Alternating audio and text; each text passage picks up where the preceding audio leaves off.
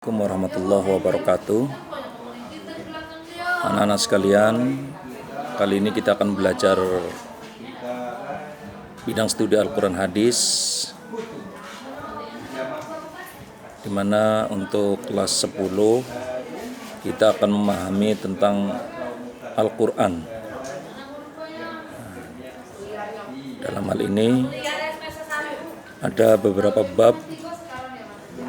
Adapun bab yang pertama adalah Al-Quran adalah wahyu Allah Subhanahu wa Ta'ala. Anak-anak sekalian, dalam mempelajari Al-Quran adalah wahyu Allah Subhanahu wa Ta'ala, kita akan memetakan ada 3 konsep. Yang pertama adalah memahami pengertian Al-Quran, yang kedua adalah nama-nama Al-Quran, dan yang ketiga adalah perilaku Qurani.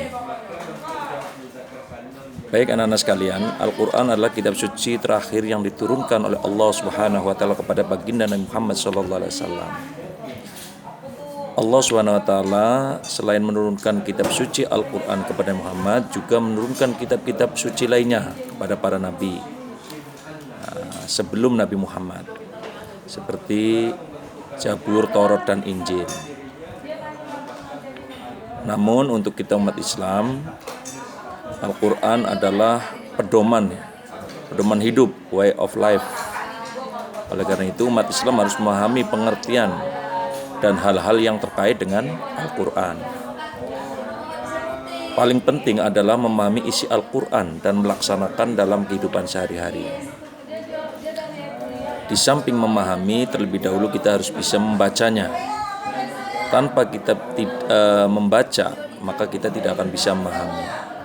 Jadi kepada anak sekalian diharapkan agar terlebih dahulu untuk pandai membaca Al-Quran. Jadi pesan Bapak kepada anak-anak, bagi yang belum lancar untuk bisa membaca Al-Quran, tolong ya, ngaji mungkin di rumah manggil ustadz, atau ngaji di masjid yang diadakan mungkin oleh masjid itu yang disebut dengan pengajian antara maghrib dan isya. Atau yang belum sudah bisa baca namun masih terpatah-patah, maka langkahnya adalah sering membaca. Ya, ibarat peribahasa ala bisa karena biasa. Jadi insya Allah pada anak sekalian, kalau kita biasa membaca Al-Quran diulang-ulang, maka kita akan lancar, bahkan tidak menutup kemungkinan kita akan hafal terhadap bacaan Al-Quran tersebut. Al-Quran itu adalah mukjizat terbesar yang dimiliki oleh baginda Nabi Muhammad SAW, dan mukjizat itu kita rasakan sampai sekarang. Kita sering mendengar tentang mukjizat Nabi bisa jarinya mengeluarkan air, Nabi bisa memanggil bulan, memanggil matahari dibelahnya, Nabi bisa menanak gandum yang satu kaleng bisa untuk makan beberapa sahabat, dan lain sebagainya. Namun kita wajib meyakini karena itu mukjizat yang Allah berikan kepada baginda Nabi Muhammad SAW. Namun kita tidak merasakan. Kita tidak hanya mendengar cerita dari para ulama-ulama, dan cerita tersebut juga dijelaskan melalui Al-Quran dan hadis. Namun ada satu mukjizat yang sampai sekarang masih ada, dan sampai kiamat mukjizat tersebut akan terus ada dan dirasakan oleh para umatnya, yaitu Al-Quranul Karim. Jadi kepada anak sekalian, Al-Quran ini adalah mukjizat Nabi Muhammad yang diberikan Allah, dan tidak akan ada bisa yang meniru, merubah, bahkan mengganti-ganti. Dulu pernah di zaman sahabat, setelah wafatnya Nabi, ada yang ngaku-ngaku, bahkan membuat Al-Quran palsu. Nah, ini materi kita pada bab pertama mengenai Al-Quran sebagai wahyu Allah Subhanahu wa Ta'ala.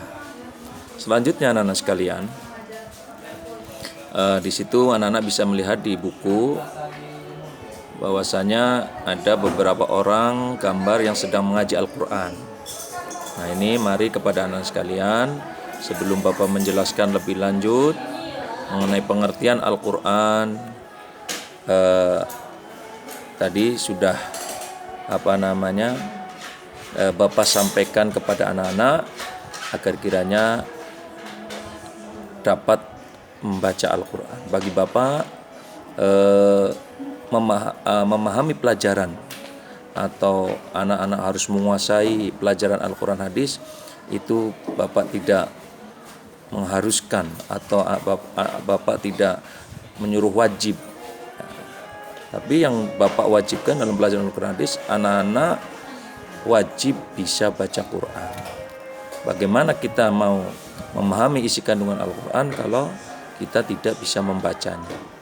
Apalagi di tengah-tengah masyarakat, di mana masyarakat tidak mau tahu apakah anak-anak itu jurusan IPS, jurusan IPA. Di sekolah anak-anak apakah pandai atau mungkin tidak pandai, itu masyarakat tidak mau tahu. Yang tahunya masyarakat, anak madrasah itu ya harus pintar ngaji, pintar dalam hal keagamaan dan lain sebagainya.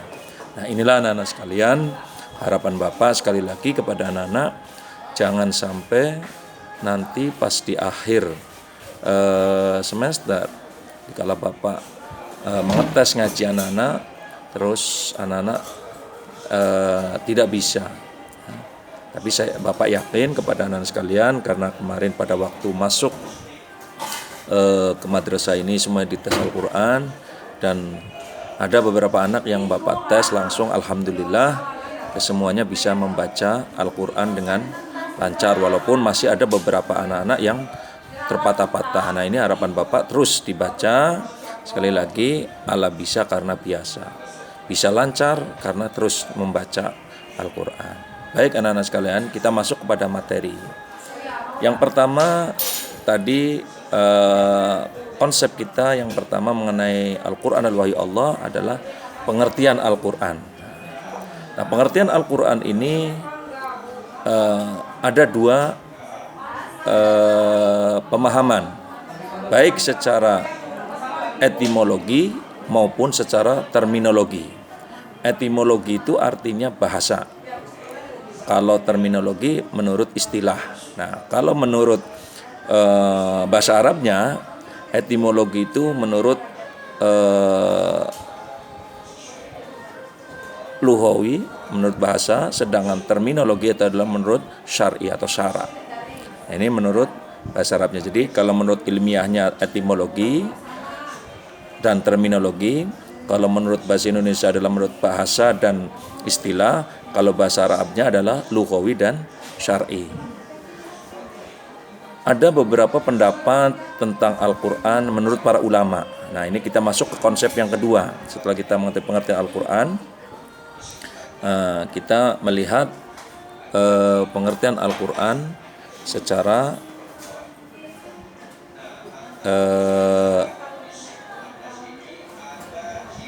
bahasa menurut para ahli. Yang pertama, pengertian Al-Quran secara bahasa menurut Al-Lihyani.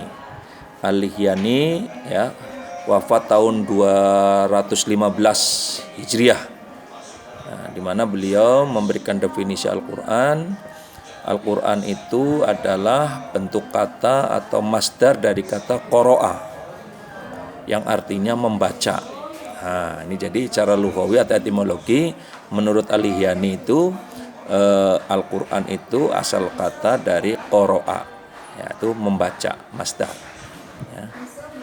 Dari kata ini Al-Quran bisa diartikan sebagai bacaan atau sesuatu yang dibaca. Adapun potongan perubahan-perubahan tafsirnya anak-anak sekalian sebagai berikut.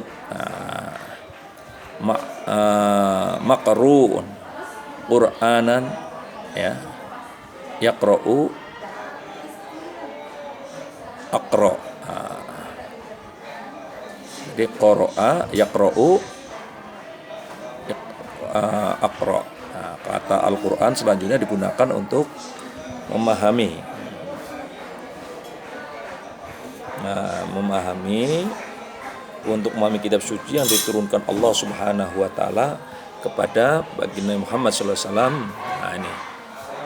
Nah, ini menurut para ulama tersebut. Nah, untuk sementara itu anak-anak sekalian, materi kita pada hari ini semoga sedikit penjelasan ya, sekali lagi kepada anak-anak, yang penting anak-anak bisa membaca Al-Quran, itu pesan Bapak.